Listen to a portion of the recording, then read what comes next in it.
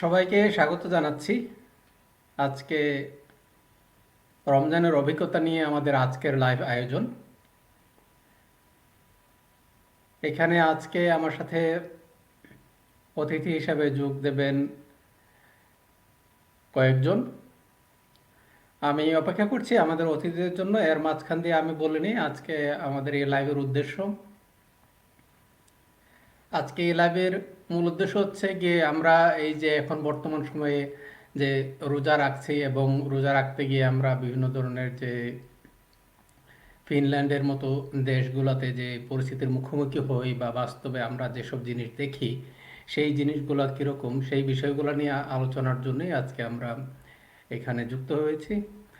তো আজকে আমরা কথা বলবো ফিনল্যান্ডে রোজা রাখার ক্ষেত্রে এখানে কি কি ধরনের সুযোগ সুবিধা আছে বা বাংলাদেশিরা যারা রোজা রাখেন বা রোজার সময় আম, তারা কিভাবে তাদের লাইফস্টাইলগুলো ম্যানেজ করেন।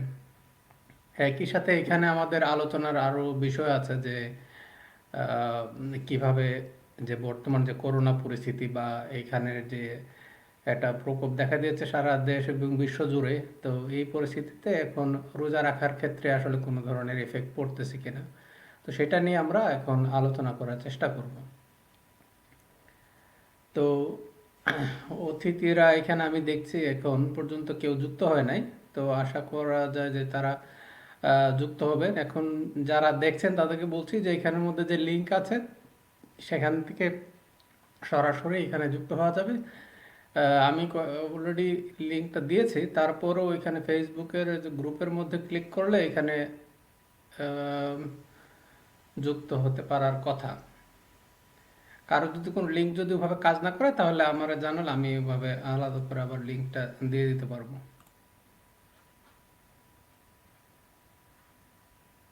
আচ্ছা, যারা দেখতেছেন তারা কি একটু কমেন্ট করে বলবেন যে এখানে আসলে দেখা যাচ্ছে কিনা বা কি রকম।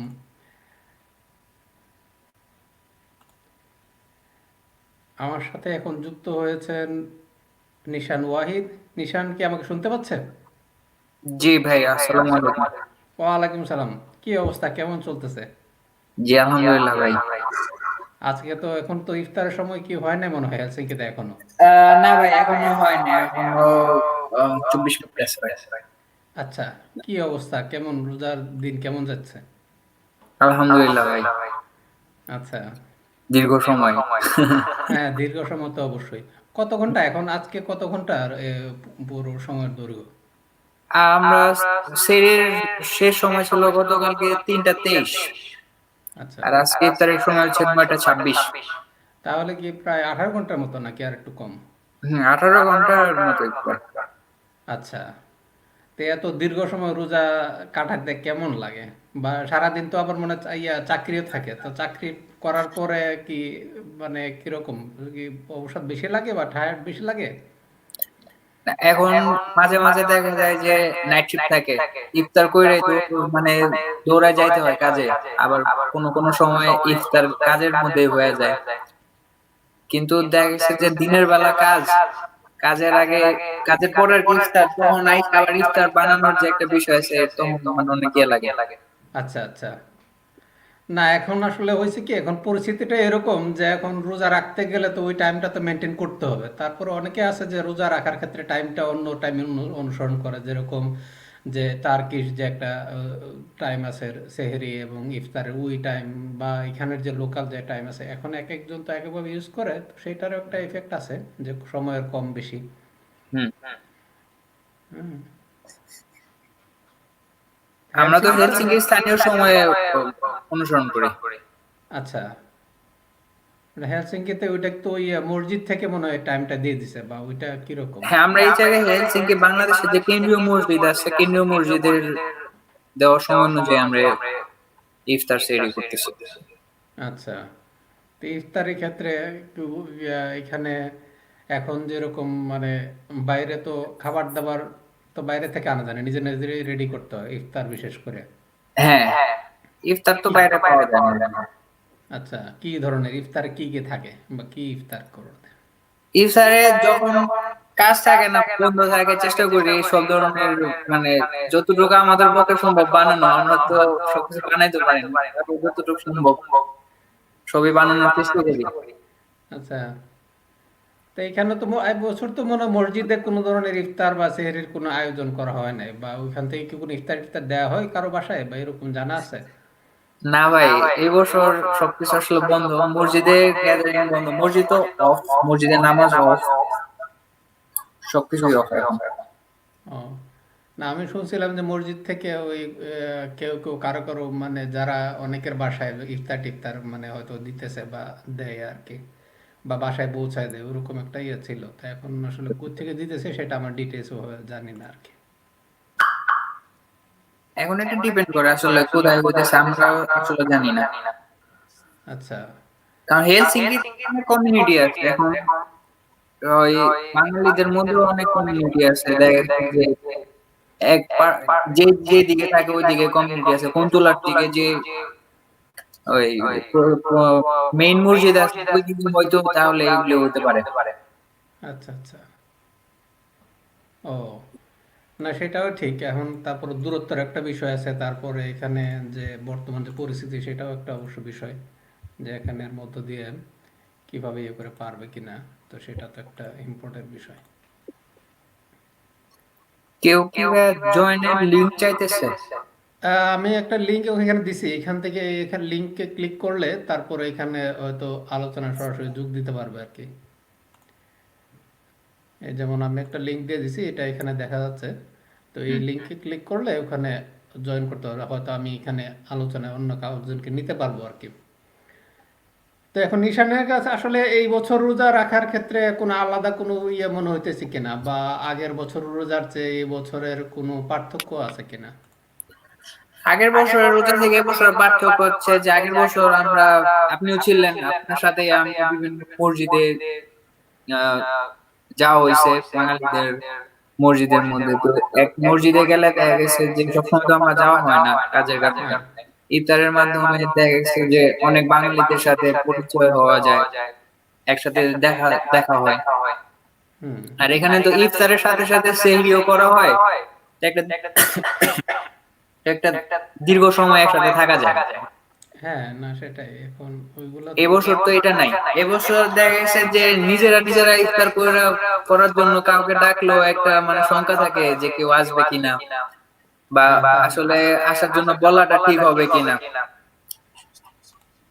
আচ্ছা, তো ফিনল্যান্ডে রোজা রাখার ক্ষেত্রে কি মানে ওটা কঠিন মনে হয়, বা অন্য দেশ থেকে তো এখানে তো সময়ও বেশি? না, কঠিনের কিছু নেই, রোজার বিষয়টা হচ্ছে একটা অভ্যাস। আর এটা হচ্ছে আল্লাহর পক্ষ থেকে আমাদের জন্য একটা নিয়ামত। হুম। তো কষ্টের কিছু নেই, রোজা রাখাটা মানে কাজ করে রোজা রাখা ওইরকম ভাবে কষ্ট লাগে না। আচ্ছা, তো এখানে খাবার দাবার যে বিশেষ করে মুড়ি টুরি বা এগুলো কি পাওয়া যায়? এহ, মানে পূর্ববর্তীতে যখন আমরা রোবানিমি ছিলাম, হুম। রোবানিমিতে ওইভাবে এশিয়ান দোকান ছিল একটা, সবকিছু ওইভাবে পাওয়া যায় না, কিন্তু হেলসিঙ্কিতে সবকিছু অ্যাভেলেবেল, আচ্ছা, তা আমি এখানে ধরনের আমাদের সবকিছু সাথে, পাওয়া যায়। আচ্ছা আমাদের সাথে এই মতো জয়েন করছে আমরা লিটু ভাই হয়তো এখানে সাথে আছে। হুম। লিটু ভাই কি শুনতে পাচ্ছেন আমাদের? হ্যাঁ, আমি শুনতে আসসালামু পাচ্ছি। আলাইকুম। ওয়ালাইকুম আসসালাম। আচ্ছা, তা আমরা ওই কথা বলতেছি নিশানের সাথে, তো নিশানের সাথে কথা বলার পরে আপনার কাছে আসবো আর কি। আচ্ছা, ঠিক আছে। হ্যাঁ, এখানে হয়তো টিটু ভাই আছে এখানের মধ্যে। তো আমরা চেষ্টা করি যে কয়েকজন একসাথে হলে পরে আমরা একজন একজন করে আলোচনায় আসবো আর কি। তা এখন দেশের ইফতার কি মিস করো নাকি, বা দেশের ইফতার বা ফিনল্যান্ডের ইফতার এখন কি রকম মনে হয়? ফিনল্যান্ডে তো 1-2 বছর হয়ে গেছে তো। দেশের এটা তো ভাই মিস করাই হয়, ফ্যামিলির সাথে ইফতার মানে করা হচ্ছে না। এটা দ্বিতীয় রমজান যাচ্ছে, বাট দেখা গেছে এই জায়গায় পরিচিত ফ্রেন্ড আছে, যখন আসেন একসাথে ইফতার করি তখন মানে এই অভাবটা আর ওইভাবে লাগে না। আচ্ছা। আমরা তো লিটু ভাই ভাবিকে অনেক মিস করি। আমরা মিস করি। হ্যাঁ, না আমরা তো একসাথে তো এখন তো দূর হয়ে গেছে অনেকটা, ওই কারণে আমরা তো ইফতার টিফতার বা সেহরি ওগুলার আয়োজন করাটাও একটা কঠিন হয়ে যায়। এখন লিটু ভাই বা ভাবি যদি এখানে থাকতো তাহলে আমাদের এই জিনিসটা ইজি হতো, যারা হেলসিঙ্কিতে যারা থাকি বা বিভিন্ন জায়গায়। হুম, হ্যাঁ। হ্যাঁ। তো এই বিষয়ে আমরা ভাবির সাথে কথা বলবো একটু পরে যখন ভাবি ফ্রি হবে। তা এখন নিশান তাহলে কি এখন এখানে হেলসিঙ্কিতে যারা অন্য যারা আছে বন্ধু বান্ধব যারা আছে বা বাংলাদেশে যারা আছে এদের সাথে কি মাঝে ইফতার করার কোনো এই মুহূর্তে সুযোগ আছে বা কোনো ধরনের করা সম্ভব? এখন এইখানে তো কাছাকাছি যারা থাকে তাদের হয়তো একসাথে হওয়ারই আছে। যেমন আপনি আমার কাছাকাছি থাকেন, তারপরে আমরা সেম বিল্ডিং এ আমার আরেক বাঙালি ফ্রেন্ড আছে, আচ্ছা। মিঠু ভাই আমার সাথে আছে। মিঠু ভাই কই তার দেখি ভাই কোথায়? মিঠু ভাই তো ইফতার রেডি করার কাজে ব্যস্ত একটু, মানে হুম, আমাদের তো সময় কাছাকাছি ভাই। হুম, আচ্ছা। তো এখন তাহলে এখানে ইয়ে কি মানে ইফতার কটার সময় আজকে হেলসিঙ্কিতে? 9:26 ভাই, এখনো 15 মিনিট আছে। আচ্ছা, তো 15 মিনিট আছে। আজকে ইফতার কি প্রিপারেশন কি আজকে? বিরিয়ানি ভাই। আচ্ছা, তো বিরিয়ানি তো হেভি অবস্থা। বিরিয়ানি রান্না করতেছে কে? বিরিয়ানি দমে ভাই, হ্যাঁ, দমে। তাই নাকি? ও, তো এখন কি মিঠু কি আজকে মানে রাঁধুনি নাকি বিরিয়ানির? না, মিঠু ভাই ওই শরবত আর হইতেছে ওই সিঙ্গারা টিঙ্গারা বাজতেছে। আচ্ছা আচ্ছা, তাহলে তো ভালো আয়োজন। আর সাত বানাইতেছে, ইয়ে সাত বানাই কাজ শেষ, এখন সাত বানাই করলাম ওই ম্যাকডোনাল্ডস থেকে ওই উইংস টুইংস নিয়ে আসতে। আচ্ছা বিশাল আচ্ছা। আয়োজন দেখতেছি। হ্যাঁ বিশাল আয়োজন। হ্যাঁ, তা সেটাই তো দেখতেছি, রমজানে তো বিশাল আয়োজন আজকে ইফতারের। হুম। আচ্ছা, তাহলে ওই তাহলে মিঠু কি ইয়াতে কাজে ব্যস্ত? হ্যাঁ ভাই, মোটামুটি মানে টাইম নাই তো বেশি, 14 মিনিট আচ্ছা আছে। আচ্ছা আচ্ছা।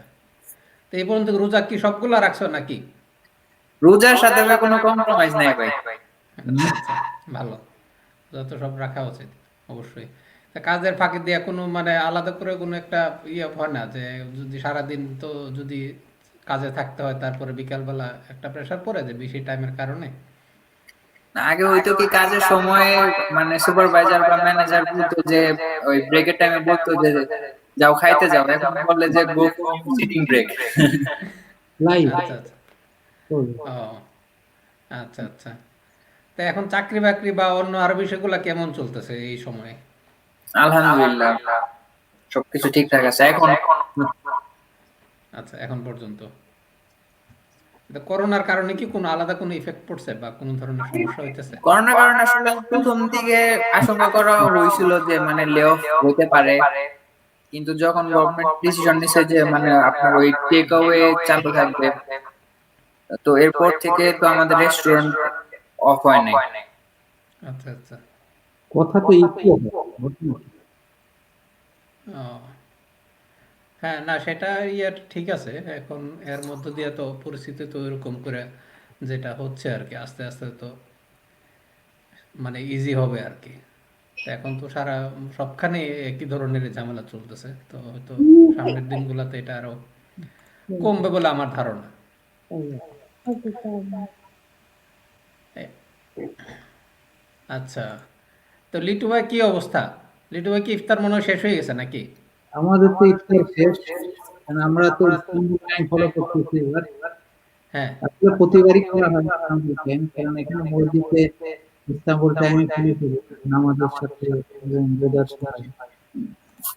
আচ্ছা আচ্ছা। তো ওইটা ছিল আজকে 8:04 ছিল, তো একটু আর্লি আর কি, ইউনিভার্সিটির থেকে 1 ঘন্টা আগে হতো, সোয়া ও, ঘন্টা। আচ্ছা আচ্ছা। ইফতার করলাম, ইফতার করে নামাজ কালাম করে তারপরে আমরা ও, আচ্ছা, তাহলে তো আপনার তো মানে অনেক সময় পাইছেন অলরেডি। হ্যাঁ অলরেডি কিছু। রোবানিমিতে রোজা কি আপনার সবাই কি ওই আপনার এই তার্কিশ টাইমে রাখে বা কিভাবে রাখতেছে এখন? এখানে আসলে অনেকে অনেক মতের অনুসারী, কিছু আছে তারা মনে করে যে সৌদি আরব টাইম ভালো হবে, তো তারা সৌদি আরব ফলো করে। আর কিছু আছে তারা মসজিদের সাথে মিলিয়ে যেরকম আমি ইস্তাম্বুল টাইম ফলো করি।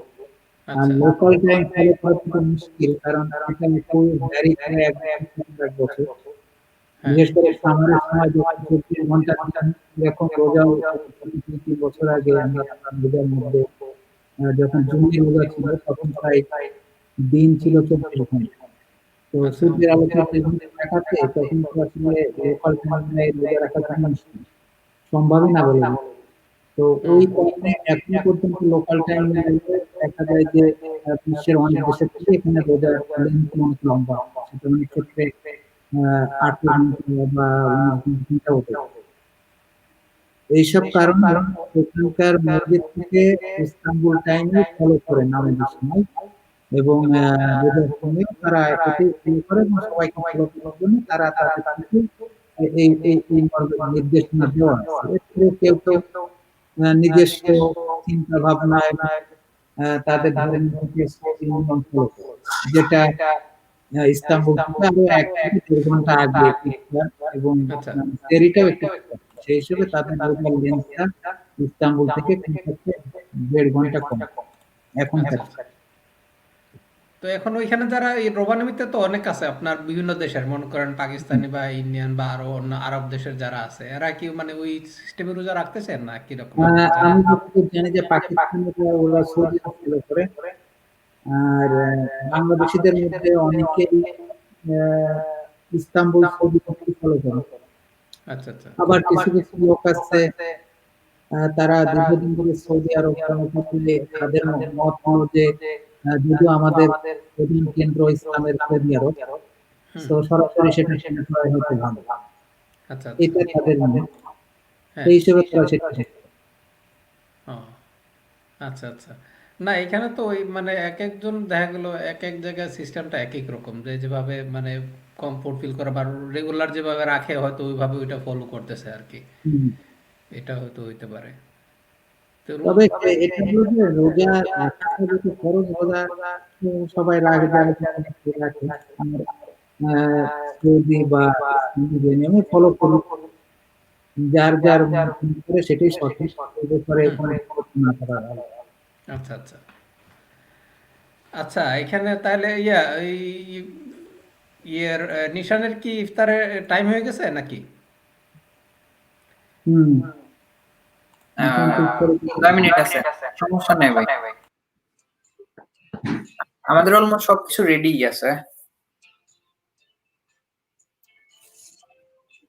আলিফ, আলিফ, সালাম দাও। আলিফ, চাচ্চু। বলো, ভালো করে বলো। সায় মা কো। পুরা চেষ্টা করো। জিজ্ঞেস করছো কেমন আসসালামু আছে? আলাইকুম আলিফ। ভালো করে বলো। চাচু কেমন আছে? চাচ্চু, বলো, তুমি বলো, কথা বলো। আল্লাহ হাফেজ। আল্লাহ হাফেজ দিয়ে এমনি কাজ করবো। আহ, আচ্ছা হুম। এইখানে আমাদের সাথে অবশ্য লাইনে আছে টিটু ভাই মনে হয় লাইনে আছে। টিটু ভাই দেখি এখানে আমাদের সাথে যদি জয়েন করেন তাহলে নিশান্ত কি আর কয়েক মিনিট আছো এখানে নাকি একটু পরে আবার এসে জয়েন করবো আমাদের সাথে? নিশানের মাইক মনে হয় অফ। হুম। মাইক অফ দেখতেছি। ভাই আমি কিছুক্ষণ আছি আর। আচ্ছা হ্যাঁ ঠিক আছে তাহলে এইখানে নিশান কি এখানে যারা ইয়ে আছে হেলসিঙ্কিতে যে বাংলাদেশে আছে ওখানে তাদের মানে এমনিতে ইফতার টিফতার নিয়ে অন্য কোনো ধরনের কোনো তৎপরতা আছে কিনা বা জানো কিনা? ভাই এখন তো বাংলাদেশে এখানে যে আমাদের স্টুডেন্ট আছে ম্যাক্সিমাম প্রায় 70% সবাই লে অফ। হুম এই দিক দিয়ে একটা ইস্যু। আর ওইভাবে সবাই ওইভাবে এখন একসাথে হওয়ার মতো ওরকম কোনো তৎপরতা নাই ভাই। দেখা গেছে যে একসাথে বা কাছাকাছি এক এরিয়াতে যারা হয়তো থাকতেছে তারা হয়তো দু একজন মিলে একসাথে ইফতার করতেছে। Suppose আপনি আমি আমরা যেভাবে ইফতার করি, আচ্ছা আচ্ছা এছাড়া ওইভাবে মানে বৃহত্তর ভাবে কোনো গ্যাদারিং হচ্ছে না। আচ্ছা ও ওইগুলো তো এখন আসলে মানে ইয়ের পরিস্থিতির কারণে সম্ভব না আর কি হয়তো ওইটা আর কি নাকি? হ্যাঁ ভাই, এখন তো পরিস্থিতি এরকম খুব খারাপ ভাই। আচ্ছা। না আসলে এখন ওটা হয়তো মানে কিছুদিন পরে এখন রোজার মধ্যে দিয়ে কোনো পরিস্থিতি উন্নতি হবে বলে আমার মনে হয় না। তা এখন দেখা গেল যে রোজাগুলো ওইভাবে রাখতে হবে। এখন তো মসজিদ তো যেহেতু বন্ধ, নামাজ টামাজ পড়া বা মানে রোজার যে ইফতার সেহরি এগুলা নিজের ঘরে ঘরেই করতে হবে আর কি। 14 তারিখ থেকে তো স্কুল, সব ধরনের স্কুল খুলে দেওয়া হচ্ছে, হয়তো আস্তে আস্তে এগুলো সব করতে পারে। আচ্ছা, তো ঈদের ব্যাপার কি কোনো ধরনের কোনো কোথাও বলছে কিছু যে ঈদের নামাজের বিষয়ে কোনো ধরনের আলাপ আলোচনা শুনছে নাকি? না, আমি খোঁজ নিয়েছিলাম, এখন পর্যন্ত কোনো ধরনের আপডেট নেই। আচ্ছা। আর আর এটা নিয়ে যারা ওই মুসলিম কমিউনিটি আছে, সবার মধ্যে একটা শঙ্কা আছে যে একসাথে ইফতার হইলো না, ঠিক আছে একসাথে তারাবি হচ্ছে না, এটাও কিছু তো করার নেই। ঈদের নামাজটাও যদি একসাথে না হয় তাহলে আসলে বিষয়টা অনেক কষ্টদায়ক। হ্যাঁ, না তা তো অবশ্যই। এখন আসলে দেখতেও যে এখানে যদি আবার ওরকম রেস্ট্রিকশন থাকে যে এত মানুষ একসাথে হওয়া যাবে না, তখন তো এটা মানে চাইলেও হয়তো করা মুশকিল আর কি। এটাই।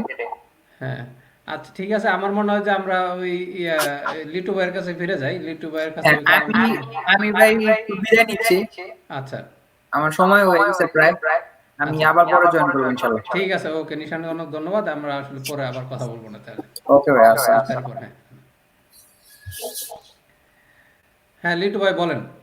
হ্যাঁ বলো। আমি এখানে ইয়ে করি, এখানে টিটু ভাই মনে হয় লাইনে আছে, আমি টিটু ভাইকে এখানে অ্যাড করি। টিটু ভাই কি শুনতে পাচ্ছেন?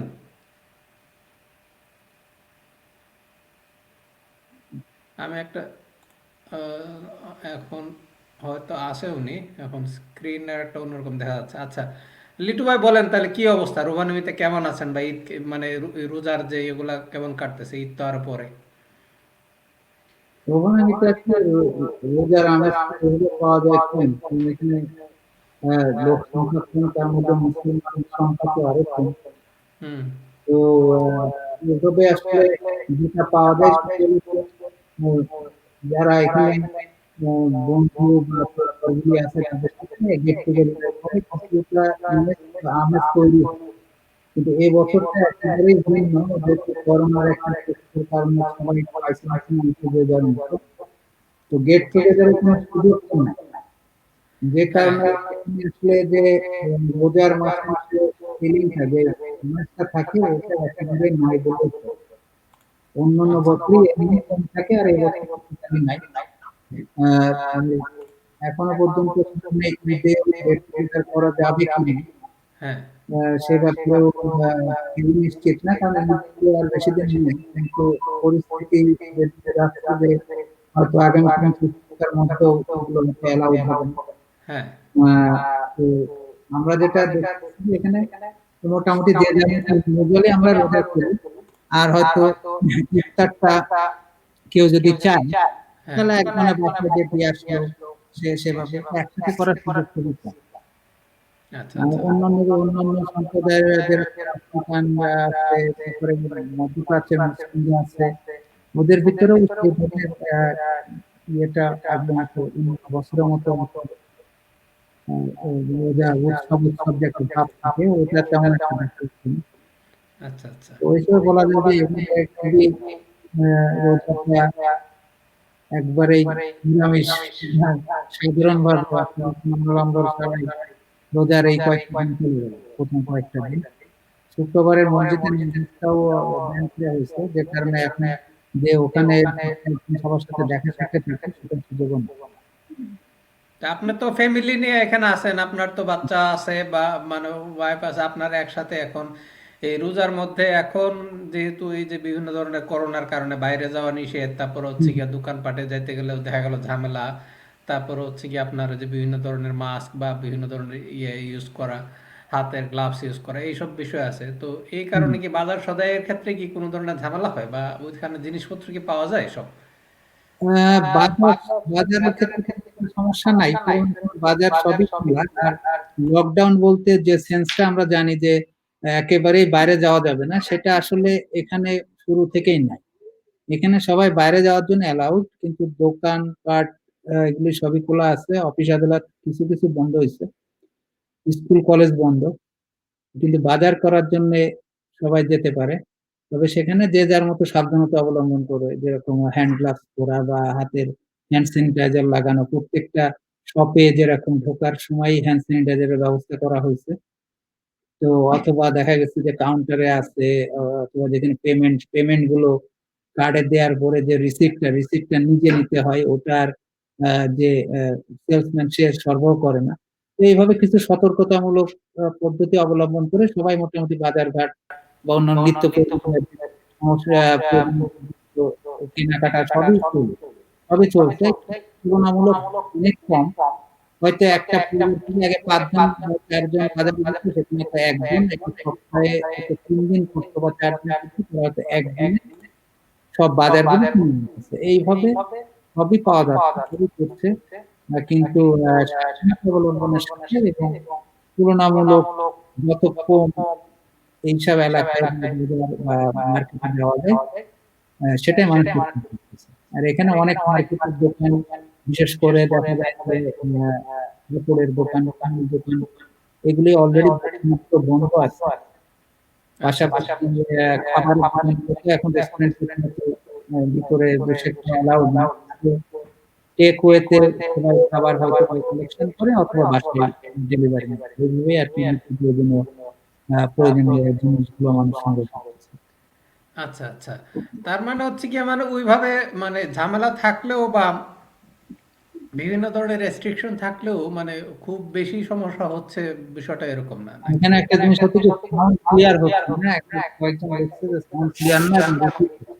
এবং আমি নিজেও বুঝতে পারছি যে রিপিট হচ্ছে। কেন তা আমি জানি না। আপনিও একটু যদি হেডফোন দিয়ে ট্রাই করেন তাহলে কিছুটা হয়তো ইমপ্রুভ হওয়ার। হিন্দি।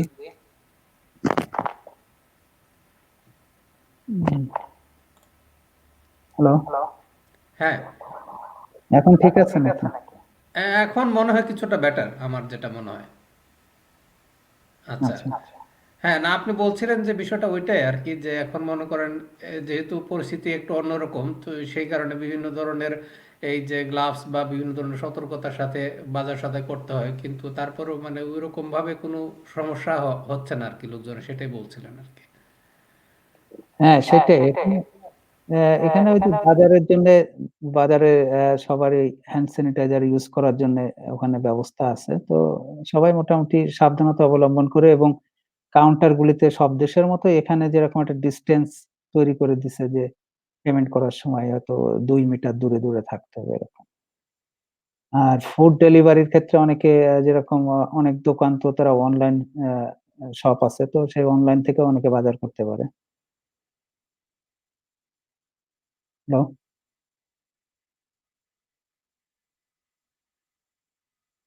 হ্যালো,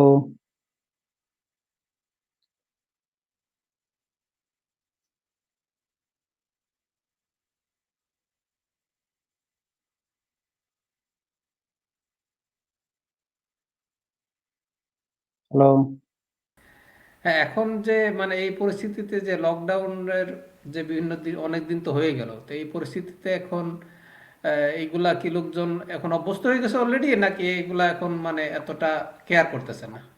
না আসলে অভ্যস্ত হওয়া তো একটু মুশকিল। কারণ এটা একেবারে নতুন ধরনের অভিজ্ঞতা। আর মানুষ তো এভাবে কখনোই ঘরে বন্দি থাকতে চায় না। অ্যা তো এখন সরকার যদি একটা নিয়ম করে দিচ্ছে যে তো এই কারণে তারা তো ভাঙা একটু আ মুশকিল। কিন্তু সবার ভিতরেই এরকম একটা মানসিকতা তৈরি হচ্ছে যে হয়তো বাইরে আর কিছুদিন পরে তারা বেরোতে পারবে।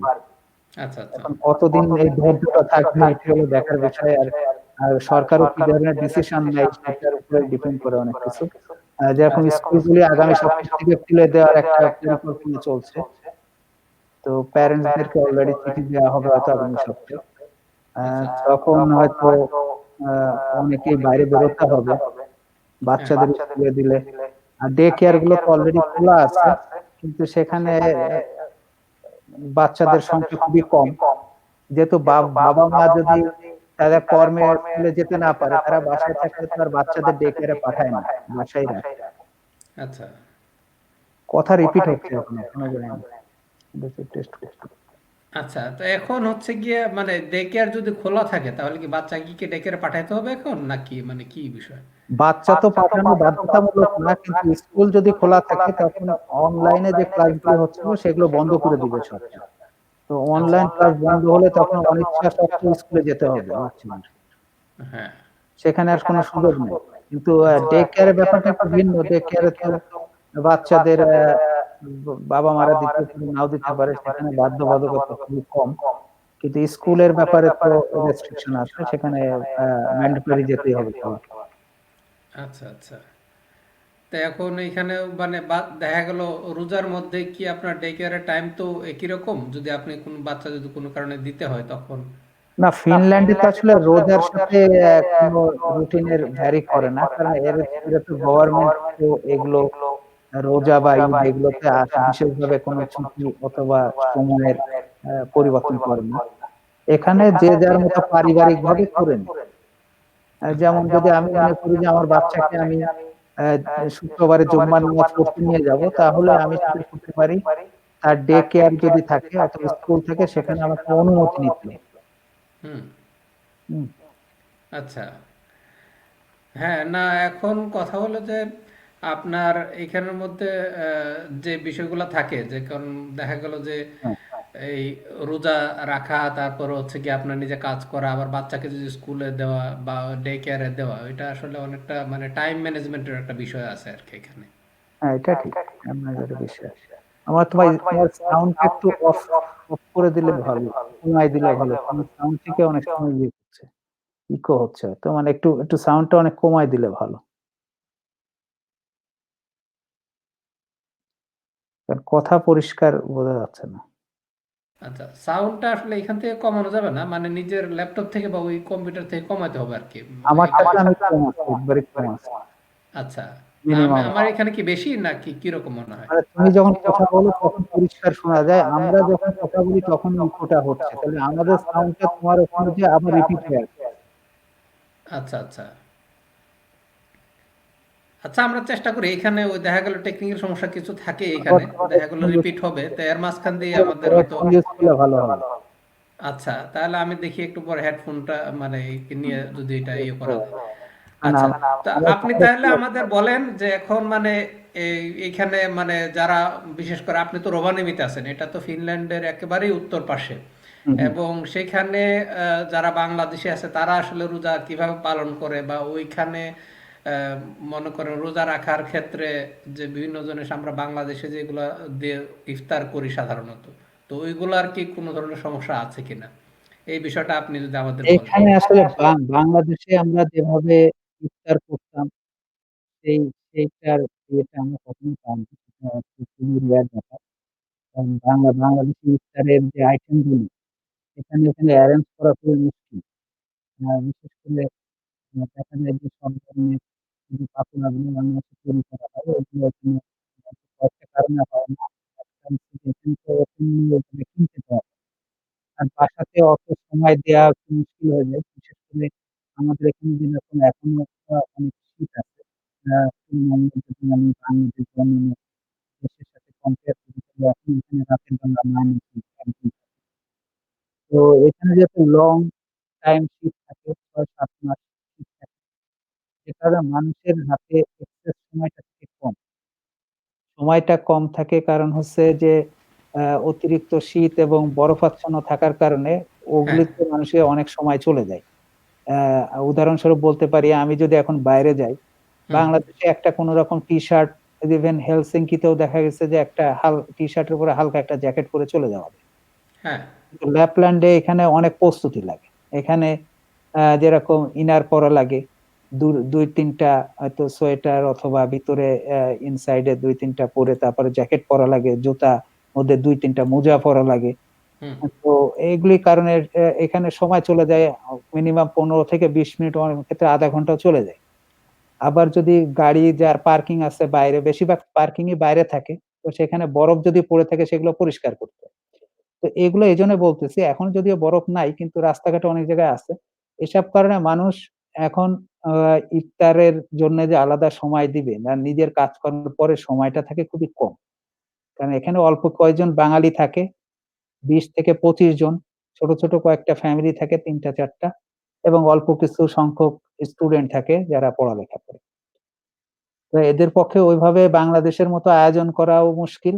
আর বাংলাদেশের জন্য যে আইটেমগুলি বাংলাদেশে পাওয়া যায়, ওগুলি সব সংগ্রহ করে আ সেই ধরনের ইফতারের আয়োজন করা খুবই মুশকিল এখানে। তো এখানে লোকাল যে জিনিসগুলি আছে তার মধ্যে আমরা যেরকম যদি বা কারো হাতে সময় থাকে সে বেগুনি করতে পারে, পেঁয়াজু করতে পারে। সে নিজে, নিজেই করতে হবে, কেনার সুযোগ তো নাই।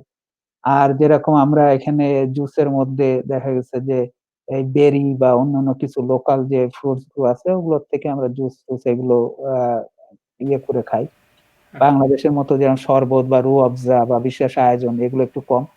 আর যে মুড়ি যেগুলো বাংলাদেশ থেকে এনে রাখতে হয়, তো ওগুলো তো বাংলাদেশের মতো ওরকম একবারে ফ্রেশ তো আর হয় না। হয়তো যেগুলো আনছি সেগুলো হয়তো ৬ মাস আগে বা ৩ হ্যাঁ, মাস বা আরো বেশি। ওগুলো একটু ইয়ে হয়, নরম হয়ে যায়। ওই পিওর টেস্টটা ওইভাবে পাওয়া যায় না। তো এসব হ্যাঁ, কারণে আসলে বাংলাদেশের ইফতারের সাথে এখানে ইফতারের অনেক পার্থক্য। ওইভাবে ইফতার করা হয় না। আচ্ছা, তারপরও সুযোগ থাকে যদি বললাম যে করোনা যখন ছিল না তখন যেটা এখানে লোকাল বাংলাদেশীরা যেটা করতো যে সপ্তাহে অন্তত ১ দিন তাতে করে দেখা যায় যে প্রতি মাসে মানে বিশেষ করে রমজান মাসে ৪ দিন বা থেকে ৫ দিন তারা একসাথে ইফতার করার চেষ্টা করা হতো। তো একসাথে ইফতার করার চেষ্টা করা হতো এবং সেখানে সবাই যে যার মতো আয়োজনটাকে ভাগ করে নেওয়া হতো।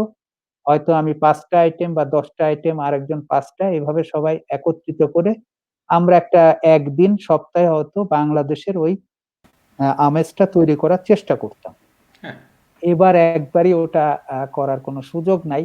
যেটা আমরা খুবই মিস করছি হুম, এবং আ আগামী সামনে যে রোজাগুলি আসছে সেগুলিতেও হয়তো হ্যাঁ, আ এভাবেই যে যার মতো ইন্ডিভিজুয়াল করতে হবে। তবে এর মধ্যে আমরা একদিন চেষ্টা করছি এরকম যে আ ইফতার সবাই যে যার মতো যে যার বাসাতে করতে এবং সেটা এরকম ডিজিটাল মিডিয়ার মাধ্যমে এরকম স্ক্রিন শেয়ার করে একসাথে একটু উদযাপন করার চেষ্টা করছি।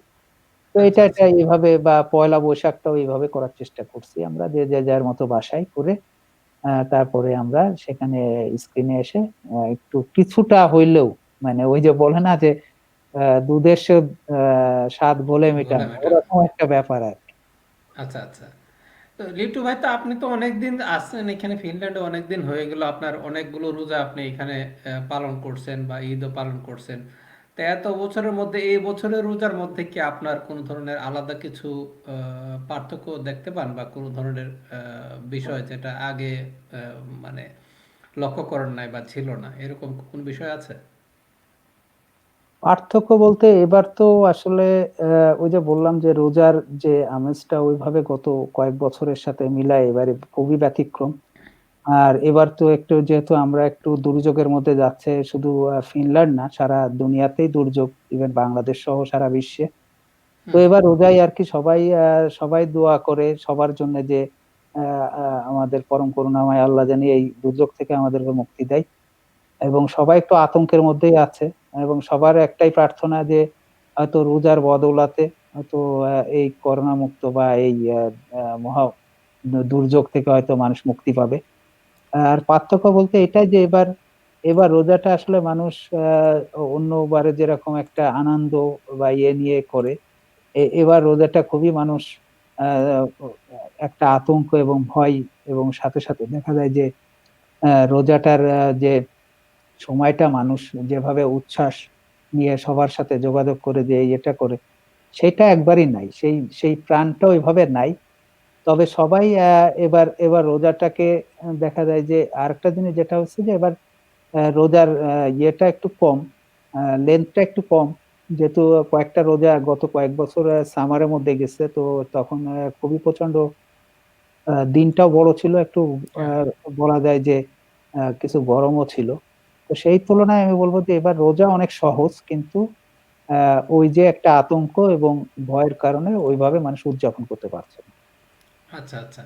না, এখন এখানের মধ্যে তো আসলে অনেকে আছে যারা বাংলাদেশ থেকে আছে বা বাংলাদেশ থেকে ফিনল্যান্ডে আসতে চায়, বা বাংলাদেশী যারা অনেকেই হয়তো এই ভিডিও দেখতেছে বা দেখবে। তো এখন এখানে ফিনল্যান্ডে আসার ক্ষেত্রে এখানে অনেকে বলছে, একজন যেমন প্রশ্ন করছে যে ভাষা জানাটা কতটুক জরুরি।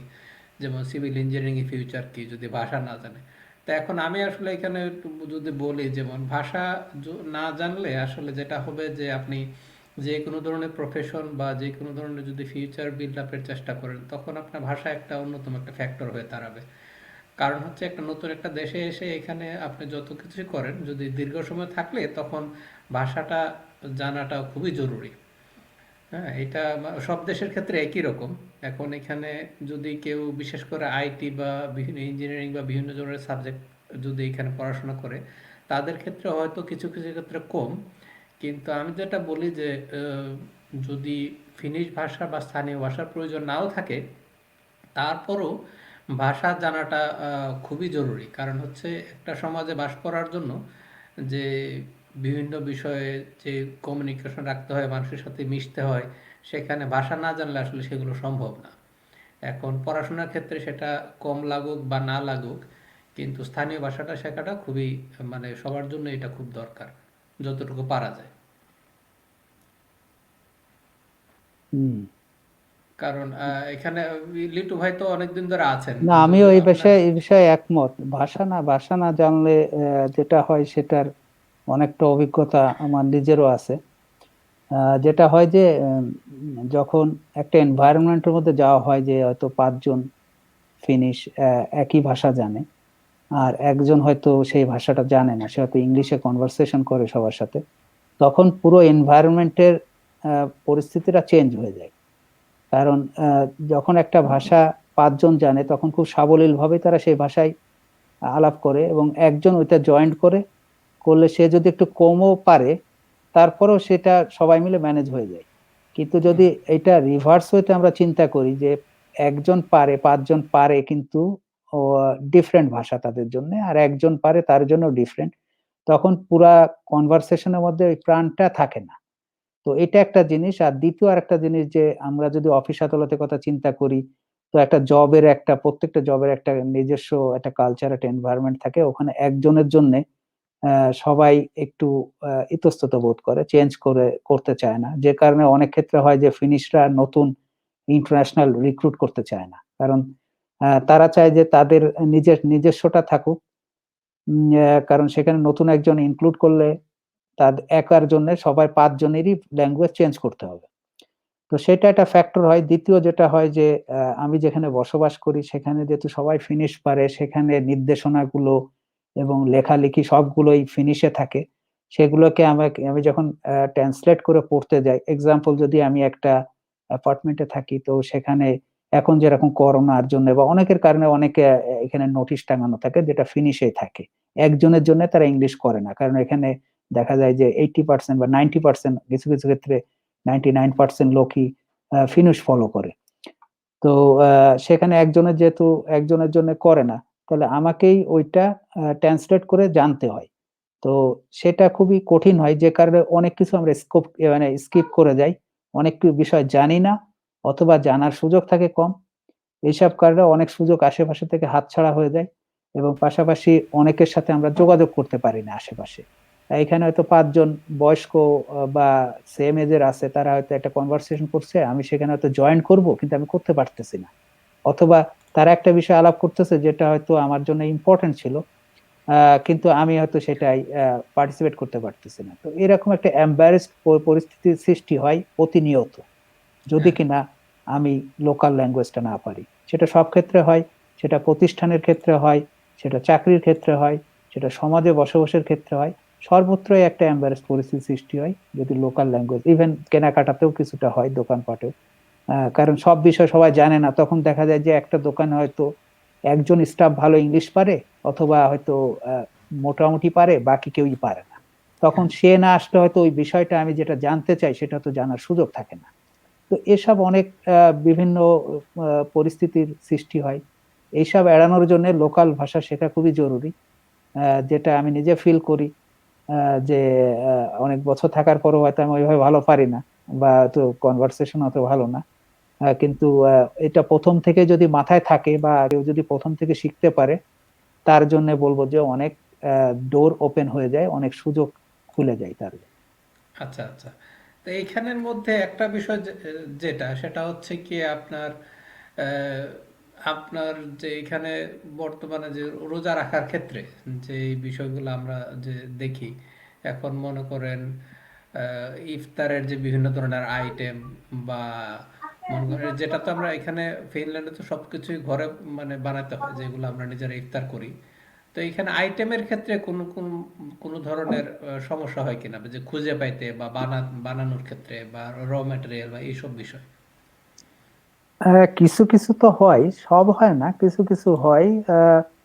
এখন স্পেসিফিক ভাবে ওইভাবে হয়তো সবকিছু বলা সম্ভব না। যেরকম এখানে বলতে পারি আমাদের নর্থে যেরকম আমরা কোরিয়ান্ডারটা ওরকম পাই না, তো হুম, অনেক ক্ষেত্রে মানুষ দেখা যায় যে পাকোড়া গুলোতে কোরিয়ান্ডার ইউজ করে, তো ওইটা যেরকম পাওয়া যায় না। তারপরে দেখা যায় যে বেসনটা হয়তো পাওয়া যায়, আগাম কিনে রাখতে হয়।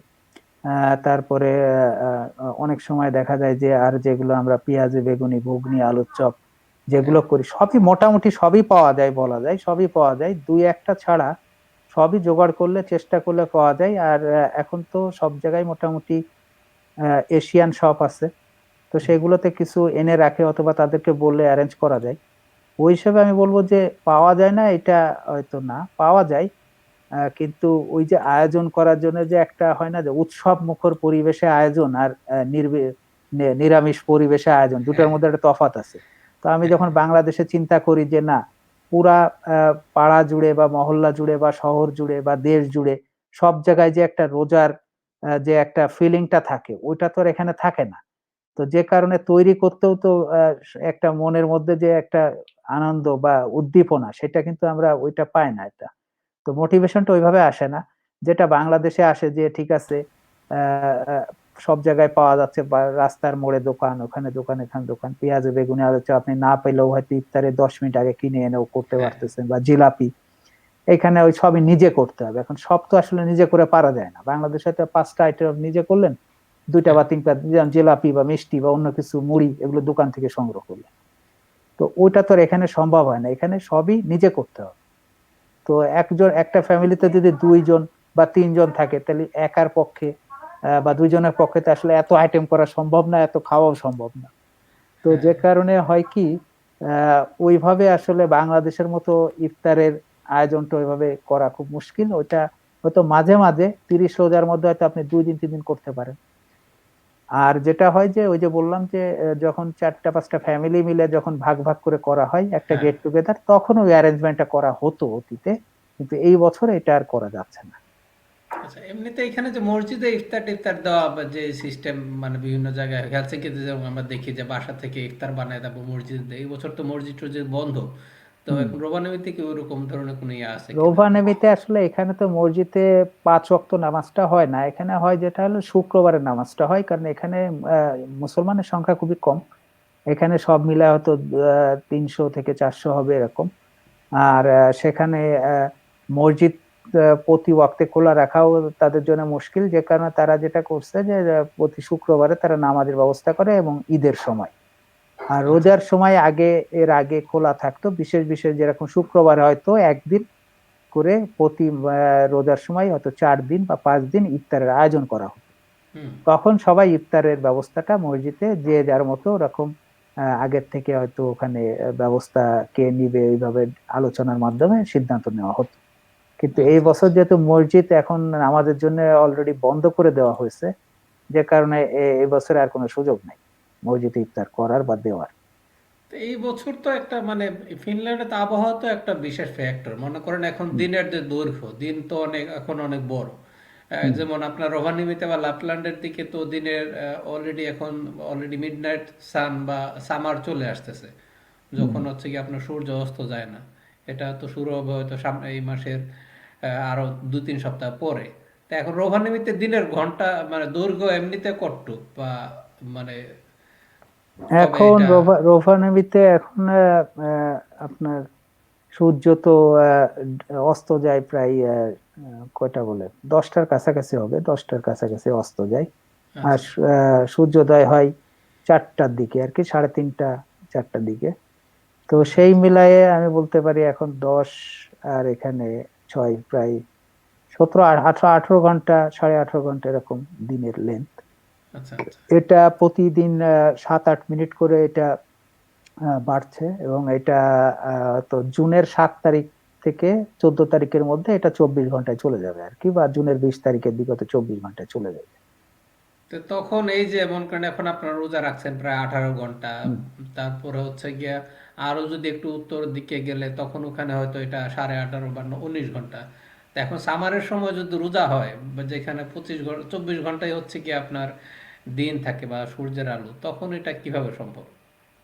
ওই জন্য এই যে প্রথমে বলছি, যারা হয়তো মিস করে গেছে তাদের জন্য আবার বলি, যে এখানে লোকাল মসজিদ থেকে এখানে আহ, কিছু তারা আলাপ আলোচনার মাধ্যমে বিভিন্ন মুসলিম স্কলার যারা আছে তাদের পরামর্শ অনুসারে তারা লোকাল টাইম ফলো করে না। তারা যেটা করে যে এখান থেকে নিকটবর্তী যে মুসলিম দেশ, হুম, সেই হিসেবে এখান থেকে নিকটবর্তী মুসলিম দেশ তারা ইয়ে করছে যে তুরস্ক, যেহেতু সৌদি আর একটু দূর, সৌদি এর থেকে অনেক দূর।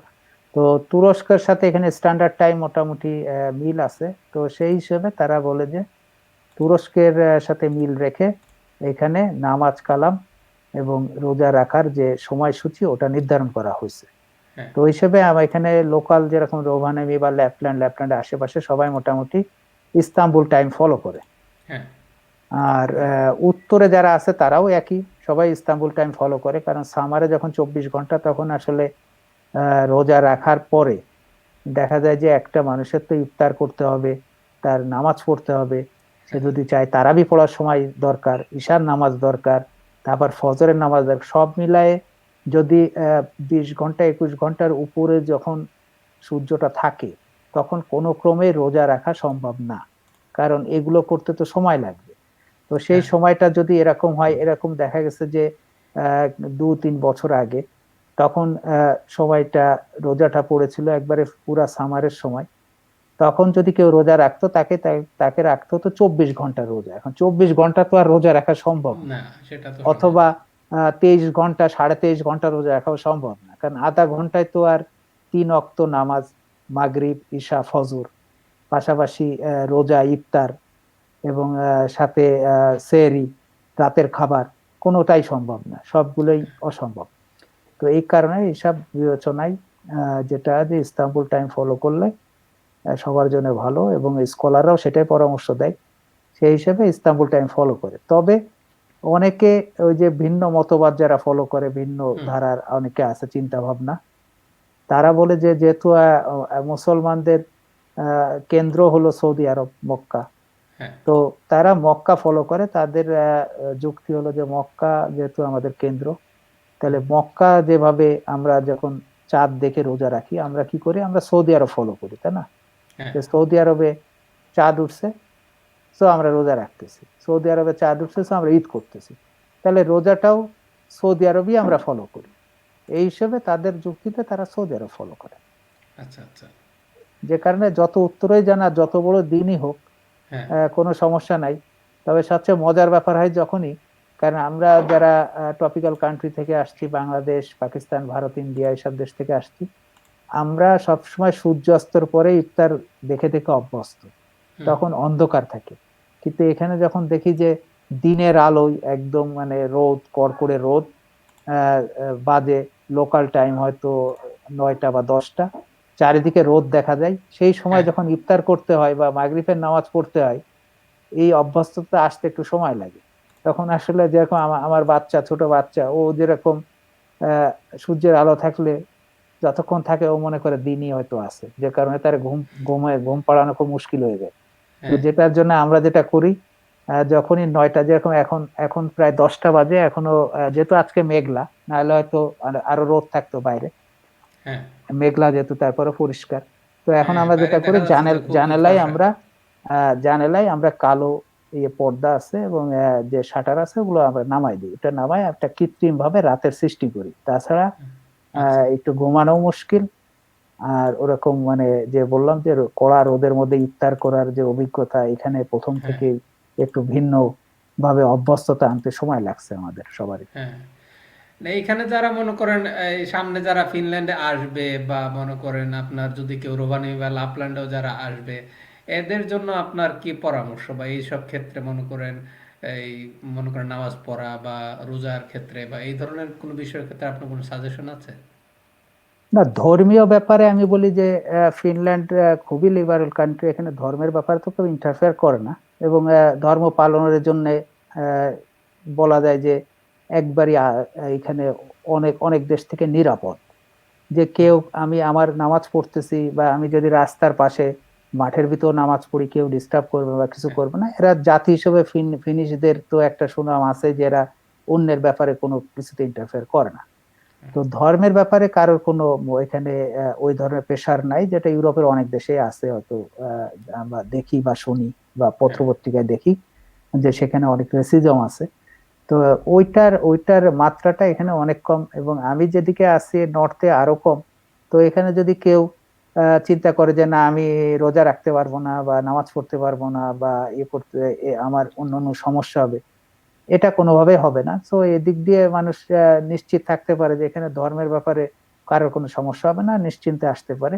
অন্যান্য বিষয়ে হয়তো খোঁজ খবর নিয়ে আসার দরকার, যে সে কোথায় আসতেছে, কেন আসতেছে, কি কি বিষয়, তার পরিকল্পনা কি। হ্যাঁ। কারণ এটা হয়তো সে নিজেই জানে যে কেন আসতেছে। তারপরেও বলবো যে খোঁজ খবর নিয়ে আসা উচিত, কারণ এসে বিপদে পড়ার থেকে আগে থেকে খোঁজ খবর নিয়ে আসা ভালো। আচ্ছা। তবে অন্যান্য দেশের তুলনায় ফিনল্যান্ডে ধর্মের ব্যাপারে বা অন্য কোনো ব্যাপারে কেউ কারোর উপরে হস্তক্ষেপ করে না। আচ্ছা, না এটা তো অবশ্যই এখানে, এটা ফিনল্যান্ডে এটা একটা ভালো জিনিস, কারণ হচ্ছে কি এখানে সবকিছু বিষয়গুলা, এখানে যে ধর্মীয় বিষয় বা অন্য যে বিষয়গুলো আছে সবখানে সবার একটা মত প্রকাশের স্বাধীনতা বা ওই জিনিসগুলাতে সবকিছুই সবসময় সতর্কভাবে দৃষ্টি দেওয়া যায়। এখন হঠাৎ করে কারো কোনো ধরনের এখানে সমস্যা বা কোনো ধরনের বিব্রতকর পরিস্থিতি এটা আমরা দেখি না, যেটা অন্য আরো অনেক দেশে বা আমরা বাংলাদেশেও বিভিন্ন ক্ষেত্রে দেখি। সেটা হয়তো এখানে ওইভাবে দেখা যায় না, এটা একটা ভালো জিনিস। তো এইখানে আপনি যেহেতু এখানে রোবানিতে থাকেন, তো রোবানিতে এখানে আপনার মসজিদ বা বলছিলেন যে মসজিদে মাঝে মাঝে নামাজ হয়, তারপর হচ্ছে গিয়ে এখানে মুসলমান একটা মসজিদে রেগুলার বিভিন্ন ধরনের ইয়ে আছে, এদের কাজকর্ম আছে। তো এখানে রোবানিতে বা লাপল্যান্ডে মুসলমানদের বা আপনার এই মসজিদ সংক্রান্ত কাজের বিষয়ে আপনার কিছু জানা আছে কি? এখানে আসলে মসজিদটা খুব বেশি দিন হয়নি, এখানে মসজিদটা হচ্ছে আপনার ধরেন 3-4 বছর। এর আগে যেটা হতো যে এখানে লোকাল যারা মুসলমান বা মুসল্লি আছে তারা হয়তো সরকারের সহায়তায় একটা ক্লাবের মতো বা একটা কোনো রুম ভাড়া নিয়ে সেখানে নামাজ হতো। হুম। তো ওইভাবে কয়েক বছর চলার পরে এখানে লোকাল এক বাংলাদেশের উদ্যোগেই মূলত মসজিদটা, সে ছিল এখানকার প্রতিষ্ঠাতা সভাপতি, এখন বাংলাদেশে চলে গেছে উনি, মঈন ভাই। তো উনি প্রথম উদ্যোগ নেয় একটা মসজিদ করার, যে সবাই যাতে একসাথে নামাজ পড়তে পারে, এবং সেখানে এখানে যারা মধ্যপ্রাচ্যের মুসলিমরা আছে তারাও সেখানে জয়েন করে, এবং অন্যান্য যারা আছে। তো সবাই মিলায় পরে এখানে যেটা হয় যে সবাই যে যার মতো সাহায্য সহযোগিতা করে, তবে কোনো সরকারি বা কোনো বিদেশি অনুদান ছাড়াই লোকাল যারা আছে তাদের সহযোগিতায় এখন একটা জায়গা, যেখানে প্রায় 1 থেকে 150 লোকের সংকুলন হয়, এরকম একটা জায়গা কেনা হয়েছে। তো সেখানে সেখানে নামাজ হয়, জুম্মার নামাজ হয়। এখানে একজন জিজ্ঞেস করতে চাইছে ইউনিভার্সিটি ল্যাপল্যান্ড থেকে কত দূর? ইউনিভার্সিটি ল্যাপল্যান্ড থেকে সেখানে খুবই কাছে, ১ কিলোমিটারের মধ্যে, এবং হেঁটে যাওয়া যায়, খুবই কাছে। ভিতর থেকে পথ আছে, হাঁটার আলাদা পথ আছে। এখানে আরেকটা জিনিস, যারা ফিনল্যান্ডের বাইরে আছে বা বিশেষ করে ইউরোপের বাইরে, যে এখানে প্রতিটা রাস্তার সাথে সাইকেল চালানো এবং হাঁটার জন্যে সুন্দর আলাদা, একসাথে না, আলাদাভাবে রাস্তা আছে। সো এখানে যে কেউ চাইলে কোনো রকম দুর্ঘটনা এড়িয়ে নির্ঝঞ্ঝাটে সাইকেল চালাতে পারে এবং হেঁটে যেতে পারে। আলাদা রাস্তা তৈরি করে দেয়া আছে, মূল রাস্তার মতোই, মূল রাস্তার সাথে সাথে। তো সেই মসজিদে যেটা বলছিলাম যে ওখানে সবাই স্থানীয় যারা মুসলিম আছে তাদের সহযোগিতায় সবার ক্ষুদ্র ক্ষুদ্র অনুদান বলেন আর সাহায্য সহযোগিতা বলেন, সেটার মাধ্যমে একটা জায়গা এখানে ক্রয় করা হয়েছে। সেখানেই মসজিদের নামাজটা হয় শুক্রবার, এবং যে ইমাম আছে সে ওই শুক্রবারের খুতবা হয়, নামাজ হয়, সবই হয়, ঈদের নামাজ হয়। আর ওয়াক্তের নামাজটা আসলে ওইভাবে হয় না, কারণ এখানে মুসলমান সংখ্যা কম, এবং মসজিদটা এক বিল্ডিং এর সাথে একটা বিল্ডিং এর 3 তলায় জায়গাটা নেওয়া হয়েছে, পুরা বিল্ডিংটা মসজিদের না। সো ভবিষ্যতে যখন স্বতন্ত্র একটা জায়গায়, নিজস্ব একটা জায়গায় মসজিদ তৈরি হবে, তখন হয়তো এই 5 ওয়াক্তের নামাজ, এবং ততদিন হয়তো মুসলিম সংখ্যা যদি ওইভাবে কিছু বাড়ে, তখন হয়তো ওই 5 ওয়াক্তের নামাজের বন্দোবস্ত করা হবে। আচ্ছা আচ্ছা। হ্যাঁ, না ওইটা আসলে অবশ্যই। এখন যদি মুসলিমের সংখ্যা বা মুসল্লির সংখ্যা যদি বাড়ে, তখন হয়তো এখানে মসজিদের যে বিভিন্ন কার্যক্রম বা আরো যে বিভিন্ন ধরনের সেইটাই। যে এদের যে নামাজ পড়ার ক্ষেত্রে যে বিভিন্ন সুযোগ সুবিধা, সেগুলো হয়তো ওইভাবে বাড়বে। কারণ এখানে মুসল্লিদের সংখ্যাও একটা বড় ফ্যাক্টর। কারণ দেখা গেল যে যদি মুসল্লিরা রেগুলার নামাজ পড়ার জন্য জায়গা না যায় বা সংখ্যা যদি কম থাকে, তখন হয়তো আপনার জায়গাগুলো পাওয়ার ক্ষেত্রে যদি কোথাও অ্যাপ্রোচ করলে সেখানেও এটা কঠিন হয়ে যায়। হ্যাঁ, ওইটার পাশাপাশি যেহেতু মসজিদটা পুরাটাই বলা যায় যে দান বা অনুদানের মাধ্যমে চলে, হ্যাঁ মুসল্লির সংখ্যা যদি খুবই নিতান্ত কম হয়, তো একটা মসজিদ পরিচালনার জন্য তো কিছু খরচ খরচা থাকেই, সেটা হ্যাঁ মেনটেন করাও একটা ব্যাপার হয়ে দাঁড়ায়। হ্যাঁ, না সেটা তো অবশ্যই। কারণ এখানে সবকিছু খরচের বিষয়টাও একটা বড় ফ্যাক্টর। এখানে হুম। মসজিদ তো ওইখানে কাজ রেগুলার কাজ চালাতে গেলেও দেখা গেল যে অনেক ধরনের খরচ বা আরো অনেক ধরনের বিষয় আছে যেগুলা জানা খুবই জরুরি, বা এগুলা হুম। ইয়ে করা ছাড়া, ম্যানেজ করা ছাড়া মানে খুবই কঠিন না, কার্যক্রম সেটাই। চালানো। এখন জিজ্ঞেস করছে যে কয় ঘন্টা রোজা রাখতে হয়, এটা আসলে আগে আর বলছি যে এখানে মনে করেন এখন এই মুহূর্তে হুম। ফিনল্যান্ডে রোজা রাখার সময় প্রায় 18 ঘন্টা। এখন এটা এইখানে অনেকেই দেখা গেল যে কিছু বিষয় অনুসরণ করে, সেটা হচ্ছে গিয়ে সৌদি আরবের যে স্থানীয় সময় বা তার্কিশের স্থানীয় সময়, অথবা এখানে আরেকটা বিষয় আছে, অনেকে মানে যারা ফতোয়া অনুযায়ী তাদের সেই টাইমটা ফলো করেন।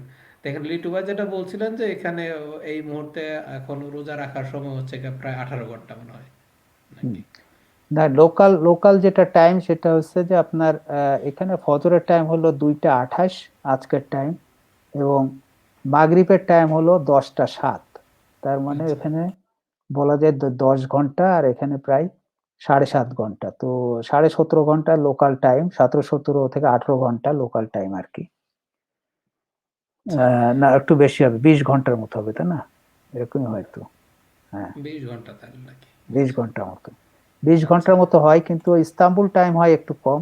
ইস্তাম্বুল টাইম হয় যে আপনার যদি ইস্তাম্বুল টাইম 4:30, 4টা 20-এ ধরা হয়, আর এদিকে 8টা, তাহলে যেটা হয় যে 8 ঘন্টা, আর এখানে হচ্ছে 8 ঘন্টা, প্রায় 16 ঘন্টা। আচ্ছা লোকাল টাইম হয় 20 ঘন্টা, কিন্তু ইস্তাম্বুল টাইম হয় 16 ঘন্টা। আচ্ছা। একজন প্রশ্ন করতেছে যে এখন লাভলান ইউনিভার্সিটি যদি কেউ আসতে চায়, বা সামনে যারা আসবে, বা রোহানিমের দিকে যদি কেউ পড়তে আসতে চায়, বা মানে থাকার জন্য বা পড়াশোনার জন্য যদি ওখানে মুভ করে, সেই ক্ষেত্রে তাদের জন্য কোনো ধরনের আপনার অ্যাডভাইস আছে কিনা? আপনি তো এখানে থাকেন যেহেতু স্থায়ীভাবে, হ্যাঁ, তো আপনার কি পরামর্শ? ল্যাপল্যান্ড ইউনিভার্সিটি পড়াশোনার জন্য খুবই ভালো জায়গা, যদি কেউ পড়তে আসতে চায়, ভালো। কিন্তু যেটা হয় যে এখানে শীতটা একটু বেশি, এবং শীতের লেন্থ অনেক বেশি।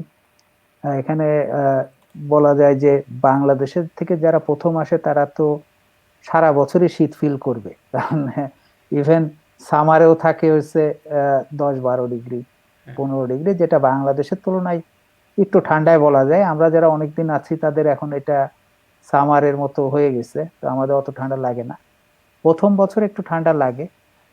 তো শীতের জিনিসটা, শীতের ব্যাপারটা যদি কেউ মাথায় রাখে, ওইটা ভয় পাওয়ার কিছু নাই। এখানে যেটা হয় যে ঠান্ডা আছে অনেক, কিন্তু বাতাস যেহেতু কম, এজন্য ভালো একটু যদি কাপড়, জ্যাকেট, বা ভিতরে যে সোয়েটার অথবা যে ইনার গুলি আছে, ওগুলো যদি ভালো কোয়ালিটির হয়, তাহলে শীতের প্রকোপটা ওইভাবে থাকে না, ওইটা একটু কম পাওয়া যায়।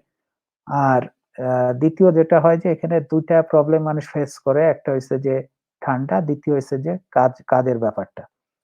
যে আমরা যারা বাংলাদেশ থেকে আসি তারা তো আসলে সবাই মেক্সিমামই আসি হলো মিডল ক্লাস বা আপার লোয়ার মিডল ক্লাস থেকে।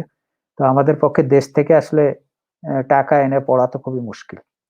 তো যে কারণে যেটা সবারই একটা লক্ষ্য থাকে যে পড়াশোনার পাশাপাশি অত নিজের খরচটা যদি কোনোভাবে ম্যানেজ করা যায়। তো ওটার জন্য এখানে যে টাইপের কাজ আছে, আ এটা আসলে ফিনল্যান্ডের সব জায়গায় একই রকমের কাজ। কিন্তু বড় শহরগুলিতে কাজের সুযোগটা একটু বেশি। ছোট শহরগুলিতে যেটা হয় যে কাজের সুযোগটা একটু কম থাকে। যেহেতু লোক সংখ্যা কম, সো কাজের সুযোগটা একটু কম ছোট শহরে। রোভানেমি শহরটা ছোট, এখানে কাজের সুযোগ কম, যে কারণে হয়তো ইনিশিয়ালি একটা বড় শহরে হয়তো 1 মাস 2 মাস বা 3 মাসের মধ্যে কেউ হয়তো কাজ ম্যানেজ করতে পারে।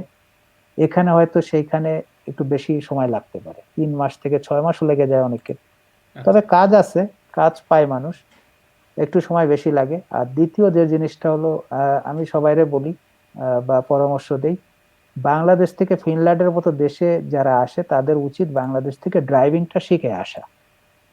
কারণ ড্রাইভিংটা শিখে আসা এই জন্য উচিত যে ওখান থেকে যদি শিখে আসে, ফিনল্যান্ড সরকার এখনো বাংলাদেশি ড্রাইভিং লাইসেন্স অ্যাকসেপ্ট করে। তো যেটার কারণে এখানে লোকালি যদি কেউ ড্রাইভিং শিখতে চায়, সেটা অনেক ব্যয়বহুল শুধু না, একটু কমপ্লিকেটেড, একটু সময় সাপেক্ষ, এবং অনেক ক্ষেত্রে সেটা মুশকিল হয়ে যায়। আসার পরে সে বিভিন্ন কাজকর্ম ব্যস্ত হয়ে পড়ে, তার পড়ালেখা আছে, অনেক কিছু আছে, সো ড্রাইভিং পারপাস সময় দেওয়া, এবং এটা হুম, অনেক খরচার বিষয়, 2-3 হাজার ইউরো লাগে। তো যে কারণে বাংলাদেশ থেকে যদি ড্রাইভিং শিখে আসে, তাহলে তার সেটা কাজের ক্ষেত্রেও অনেক সাপোর্ট করে। যেহেতু আচ্ছা। ফিনল্যান্ডে মানুষ একটু দূরে দূরে বসবাস করে, ফাঁকা ফাঁকা, এবং শীত যেহেতু বেশি, তো শীতের থেকে বাঁচার জন্য যদি কেউ একটা গাড়ি ব্যবহার করে, এখানে গাড়ি অনেক সস্তা, 500-1000 টাকায় গাড়ি পাওয়া যায়। হ্যাঁ, তো 500-1000 ইউরো আর কি, যাতে বাংলাদেশে 50,000-1 লাখ টাকায়। হ্যাঁ, তো সেই ধরনের একটা গাড়ি, যে কোনো রকম চলনসই একটা গাড়ি যদি কিনতে পারে, তার যে ড্রাইভিং জানা থাকে, তাহলে শীতের হাত থেকে সে নিজেকে রক্ষা করে ফিনল্যান্ডের যে কোনো জায়গায় সে বসবাস করতে পারে। কিন্তু সেটা যদি না হয়, তাহলে ল্যাপল্যান্ডের মতো জায়গায় সমস্যা হলো, এখানে যদি সাইকেল চালায় তার কর্মস্থলে বা স্কুল কলেজ যেতে হয়, অথবা গণপরিবহনে যেতে হয়, যেহেতু ছোট শহর, সেখানে গণপরিবহনের সংখ্যা কম, এই কারণে হুম। তাকে অনেকক্ষণ ওয়েট করতে হয় আউটসাইড, যেটা তার শীতে তার অনেক সমস্যা হতে পারে। তো এই কারণে আমি পরামর্শ দিই, যদি সুযোগ থাকে তাহলে ড্রাইভিংটা শিখে আসা খুবই একটা প্লাস পয়েন্ট। আমরা আসলে এইগুলা ফিনল্যান্ডের যে বিভিন্ন বিষয়, এটা আমরা আসলে অন্য আরেকদিন হয়তো এই নিয়ে ডিটেলস আলোচনা করব। তো আমাদের আজকে আলোচনার মূল বিষয় ছিল যে আমরা যে ফিনল্যান্ডে যে রোজা রাখতেছি বা রোজার সময় কিভাবে রোজার দিনগুলো কাটে, এবং রোজার দিনগুলোর ক্ষেত্রে আমরা এখানে কিভাবে যে দৈনন্দিন যে জীবন যাত্রা বা এখানে জিনিসপত্র কিরকম পাওয়া যায়, বা বাংলাদেশিদের যে রোজা রাখার বিষয়, এইসব বিষয়ে আলোচনা করার জন্য। তা আজকে আসলে লিটু ভাই অনেকগুলা পয়েন্ট নিয়ে বলছেন, এবং বিভিন্ন বিষয়ে ডিটেলস বলছেন। লিটু ভাইকে অনেক ধন্যবাদ। আমাদের সাথে এর আগে আলোচনায় যোগ দিয়েছিলেন নিশান ওয়াহিদ, যিনি হেলসিঙ্কিতে থাকেন এবং হেলসিঙ্কিতে এখানে উনি পড়াশোনা করেন। তো এখন এইখানে লিটু ভাইকে এই বিষয়ে কোনো অ্যাড করতে চান কিনা? মনে করেন আপনার এই রোজা রাখার ক্ষেত্রে যে অভিজ্ঞতা, আপনার যে মনে করেন কয়েক বছর যে রোজা রাখার অভিজ্ঞতা এই ফিনল্যান্ডে, 7-8 বছর, এই ক্ষেত্রে আপনার মানে রোজা রাখার যে বিষয়, রোজা রাখাটা কতটুকু সহজ বা কঠিন, বা মানে এইসব আবহাওয়ার ক্ষেত্রে বা বিভিন্ন যে একটা দীর্ঘ সময় যে একটা বিষয় আছে, সেই ক্ষেত্রে কতটুকু উপযোগী, বা আপনার কি মতামত? আমার যেটার অভিজ্ঞতা, গত প্রায় আমি 7 থেকে 8 বছর ফিনল্যান্ডে, এবং পুরোটাই ল্যাপল্যান্ডে বলা যায়। তো এখানকার যে অভিজ্ঞতা, সেই অভিজ্ঞতার আলোকে আমি বলতে পারি যে এখানে আসলে ফিনল্যান্ডে রোজা রাখাটা অত কঠিন না। কারণ এখানে যেহেতু রৌদ্র একটু কম, তুলনামূলক সূর্যের তাপটা কম, যে কারণে যেটা হয় যে আমরা যেটা ফিল করি গরমের দেশগুলিতে পানির জন্য খুব আমরা পিপাসা লাগে বা একটু কষ্ট হয় বেশি, ওইটা তুলনামূলক ইউরোপের অনেক দেশেই কম, এবং ফিনল্যান্ডে আর একটু কম, যেহেতু আমরা একটু নর্থে থাকি, এখানে একটু ঠান্ডা আবহাওয়া থাকে, বাতাস থাকে। এই জন্য রোজার লেন্থের কারণে আসলে রোজা রাখা খুব কঠিন কিছু না এখানে। আহ আর রোজাটা তো যেহেতু নিয়তের ব্যাপার, সেই কারণে একটু কষ্ট হলেও ওইটা তো মানুষ তার নিয়তের কারণেই সে পুরো করে, তো ওটা হ্যাঁ, সমস্যা হওয়ার কথা না। আর যেটা হয় যে ইফতারের ব্যাপারটা, যেটা আমরা আগে আলাপ করছি, যে কিছু কম বেশ আছে, তারপরেও মোটামুটি সবই পাওয়া যায় ইফতারের। তবে অন্য অন্য দেশে, যেরকম ইউরোপের ইংল্যান্ডে অথবা ইটালি, ফ্রান্স, স্পেন, ওইসব দেশগুলিতে যেরকম বাংলাদেশের মতো ফিলিং অনেকটা পাওয়া যায়, কারণ বাংলাদেশের মতো অনেক বাংলাদেশি ওইসব দেশে বসবাস করে। যেরকম ওখানে স্ট্রিট ফুডও পাওয়া যায়, ইংল্যান্ডে যেরকম শ্যাডওয়েল অথবা ব্রিকলেন, অথবা দেখা গেছে যে অন্যান্য জায়গায় যেরকম গ্রিন স্ট্রিট, অথবা অন্যান্য জায়গায় ব্রেকনাল গ্রিন ট্রিন আছে, সব জায়গায় যেটা বাঙালি অধ্যুষিত এলাকা, ওসব জায়গায় মোটামুটি বাইরে ইফতার বিক্রি হয় রেস্টুরেন্টগুলিতে। তো ইটালিতেও হয়তো ওরকম হতে পারে, আমার অভিজ্ঞতা নাই, বা ফ্রান্স অথবা প্যারিস অথবা অন্য বড় বড় শহরেও বাংলাদেশি অনেক আছে। ওই জিনিসটা যেরকম ফিনল্যান্ডে বলা যায় একেবারেই নাই, হেলসিঙ্কিও হয়তো আমি যতদূর জানি বা শুনছি তেমন নাই। তো ওইটা কেউ মিস হয়তো করবে যারা নতুন আসবে, এবং যারা আছে তারাও হয়তো মিস করে, আমরাও করি। কিন্তু এখানে ইফতারে সবই পাওয়া যায় এবং রোজা রাখাও কঠিন না। আর একটা জিনিস যে বললাম যে ফিনল্যান্ডে যে ধর্মের খুবই ব্যাপারে কেউ কারো ইন্টারফেয়ার করে না। আর এখানে যে একজন লিখছে যে ফুড আইটেম গুলো কস্টলি বেশি কিনা, না ওইভাবে কস্ট না, ফিনল্যান্ডে অলমোস্ট সব জায়গায় কস্ট একই রকম, হয়তো সামান্য কম বেশি হয়, খুব বেশি না। কিছু তো বেশি আছেই, যেরকম সবজিগুলো যেগুলো অন্য অন্য দেশে একটু সস্তা, ইটালি বা ফ্রান্স, নেদারল্যান্ড, যেরকম একটা বলি যে এখানে 1 কেজি বেগুনের দাম হচ্ছে এখন প্রায় 4 ইউরোর মতো, কিন্তু এইটাই দেখা গেছে যে অন্য অন্য ইউরোপিয়ান অনেক কান্ট্রিতে আছে 2 ইউরো বা 1 ইউরোও আছে। তো ওদিক দিয়ে একটু বেশি, এদিক দিয়ে একটু বেশি হয়তো হবে, একটু বেশি হবে, একবারে সমান সমান না, একটু দাম বেশি হবে। যত উত্তরে যাবে ট্রান্সপোর্টেশন কস্ট একটু বেশির কারণে বেশি হবে, তবে সবই প্রায় সবই পাওয়া যায়। আর এখানে যেটা হয় যে এই ছোট ছোট শহরগুলিতে মানুষের যে ট্রাভেল কস্ট গুলি কম, যে কারণে সব মিলায় যে সবকিছু অ্যাডজাস্ট হয়ে যায়। একটা বড় শহরে যে ট্রাভেল কস্ট থাকে, অন্যান্য কস্ট থাকে, দেখা যায় যে ভাড়া বেশি বাসার বা অন্যান্য কিছু, সব মিলায় যে জিনিসপত্রের দাম যদি কম হয় তাহলে অন্য দিক দিয়ে বেশি হয়। আর এখানে দেখা যায় জিনিসপত্রের দাম যদি বেশি হয় অন্য দিক দিয়ে কম হয়। তো সব মিলায় আমি বলবো যে জীবনযাত্রার যে খরচ সেটা আসলে খুব একটা বেশি ভ্যারি করে না, অন্যান্য শহরের তুলনায় হয়তো একটু কম বেশ হয়। আর রোজা এবং ইফতারের ক্ষেত্রে রোভানেমি বলেন আর ফিনল্যান্ডের অন্য যে শহর বলেন, সব জায়গায় মোটামুটি এখানে আমি যেটা বলবো যে সবকিছুই পাওয়া যায়, এবং রোজা রাখাটা অত কষ্টকর না, মোটামুটি আবহাওয়ার কারণে সহায়ক বলা যায়, খুব একটা কঠিন হয় না, লেন্থ বড় হলেও খুব একটা সমস্যা হয় না। হ্যাঁ, না সেটাই। এখানের মধ্যে ফিনল্যান্ডে যেরকম বাংলাদেশি বিশেষ করে 2টা বড় মসজিদ আছে, যেখানে হচ্ছে গিয়া প্রতি বছর নামাজে সেহেরি তারপরে ইফতার আয়োজন করা হয়। তো এইখানের মধ্যে এই বছর তো করা হচ্ছে না, কারণ করোনার কারণে পরিস্থিতি বদলে গেছে, যে একসাথে তো মানুষ জড়ো হওয়া যে নিষেধাজ্ঞা যেটা এখন চলতেছে, যে জরুরি অবস্থা। কিন্তু এখানে যেরকম আছে যে মসজিদগুলোতে সাধারণত প্রতি বছরই বিভিন্ন বাসা থেকে বা নিজেরা ব্যক্তিগত উদ্যোগে ইফতার পাঠান, তারপরে রেগুলার বিভিন্ন ধরনের যে অনুষ্ঠান আয়োজন করা হয়, অনুষ্ঠান বিশেষ করে নামাজের ফজিলত নিয়ে আলোচনা বা ইফতার অনুষ্ঠান বা সেহরিও করানো হয়। তো এগুলো এবছর হচ্ছে না, তা এইগুলা প্রতি বছর এখানে হয়। তো এই মসজিদগুলো এখানে প্রতি বছরই মুসল্লিরা যান, এখানে যারা বাংলাদেশে আছে তারা সাধারণত ওই মসজিদগুলোতে রেগুলার নামাজ পড়ার জন্য বা বিভিন্নভাবে জড়িত আছে আর কি। তো আজকে এখানে আমরা তাহলে আপাতত এখানে শেষ করে আজকের আলোচনা। আমরা হুম। অবশ্য আরেকদিন অন্য আরো বিভিন্ন বিষয় নিয়ে আবার আলোচনায় ফিরে আসব।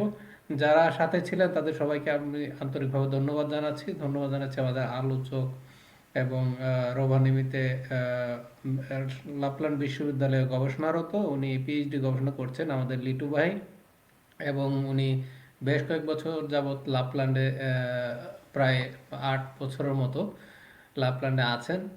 তো ওনার অভিজ্ঞতাগুলো শেয়ার করার জন্য এবং রোজার বিষয়ে এবং বিভিন্ন ধরনের আরো অন্যান্য যে দৈনন্দিন এখানে জীবন প্রণালী সম্পর্কে উনি যেগুলো বলেছেন, সেই জন্য লিটু ভাইকে অনেক আন্তরিক ধন্যবাদ জানাচ্ছি। ধন্যবাদ আপনাকে জানাচ্ছি ধন্যবাদ। আমাদের হুম। আগে যে আরেকজন অতিথি ছিলেন নিশানকেও অনেক ধন্যবাদ আমাদের সাথে যুক্ত দেওয়ার জন্য। সামনে অন্য আরো কোনো বিষয় নিয়ে আমরা পরে আবার পরবর্তীতে আপনাদের সামনে আসব, এবং সেই পর্যন্ত সবাইকে ধন্যবাদ জানাচ্ছি। লিটু ভাই কিছু বলছেন? হ্যাঁ, সবাইকে ধন্যবাদ, আপনাকেও ধন্যবাদ, এবং যারা দেখছেন সবাইকে ধন্যবাদ। সবাইকে রমজান এবং ঈদের শুভেচ্ছা। আসসালামু আলাইকুম। হ্যাঁ, সবাইকে ধন্যবাদ জানাচ্ছি। আল্লাহ হাফেজ। আল্লাহ হাফেজ।